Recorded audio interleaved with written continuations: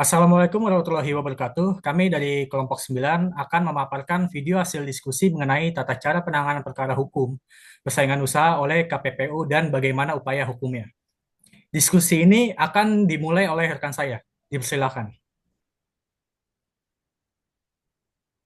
Baik, sebelumnya izinkan perkenalkan diri. Nama saya Dita Anggraini dengan NPM 2112011-372. Di sini saya akan menjelaskan baik pada nomor satu, yaitu pada pasal 28. Yang pertama, penanganan perkara dugaan keterlambatan notifikasi dilakukan atas inisiatif komisi berdasarkan hasil temuan dalam proses notifikasi dan atau pengawasan atas penggabungan, peleburan atau pengambilan alih saham aset perusahaan. Yang kedua, inisiatif komisi sebagaimana dimaksud pada ayat 1 dilaksanakan oleh unit kerja yang menangani notifikasi. Yang ketiga, mengajukan usulan inisiatif komisi untuk diputuskan dalam rapat komisi. Yang keempat, yang dimaksud pada ayat 3, memutuskan menerima usulan rapat komisi meminta pimpinan unit kerja yang menangani bidang penegakan hukum untuk menindaklanjuti inisiatif komisi. Yang kelima, pimpinan unit kerja yang menangani bidang penegakan hukum menindaklanjuti inisiatif komisi sebagaimana dimaksud pada ayat 4. Selanjutnya saya serahkan kepada moderator. Oke. Baik, saya akan menjawab pertanyaan nomor 2, yaitu bagaimana adanya perubahan perilaku dalam penanganan perkara dan pengawasan atas pelaksanaan tahapan tersebut.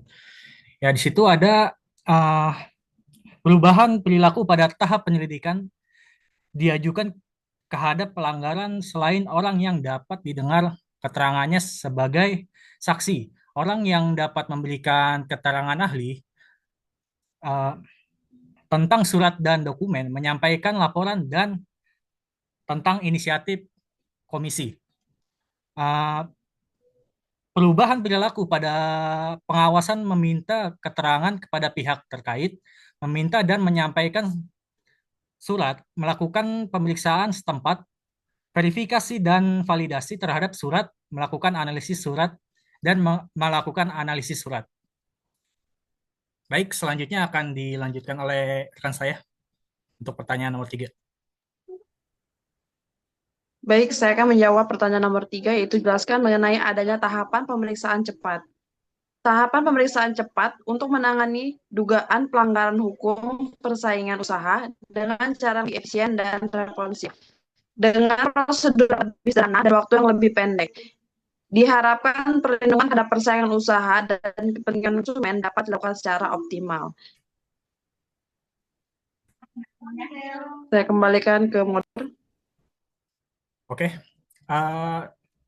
melanjut saya akan yang menjawab pertanyaan nomor 4, yaitu mengenai sidang majelis komisi yang terdiri dari pemeriksaan, pendahuluan, dan lanjutan. Yang pertama ada pemeriksaan pendahuluan. Sidang majelis komisi. Pemeriksaan pendahuluan dilakukan dalam jangka waktu paling lama 30 hari.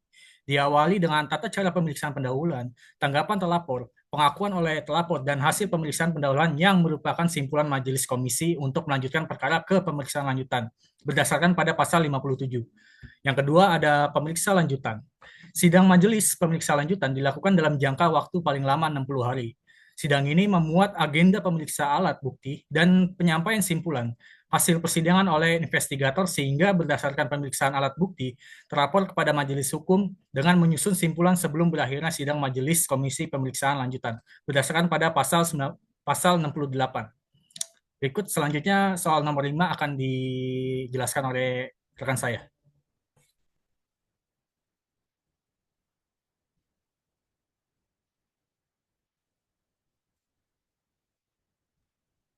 Baik, untuk nomor 5 saya akan menjawab terkait tentang majelis komisi yang dapat menyatakan data dan atau informasi yang disampaikan sebagai rahasia dan tidak diperlihatkan dalam pemeriksaan maupun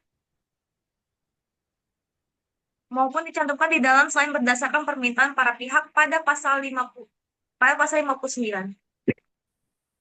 Ya, terima kasih rekan Dita Anggra ini. Ya, itu semua hasil dari pemaparan diskusi kami. Sekian dari pemaparan hasil diskusi kami ucapkan terima kasih.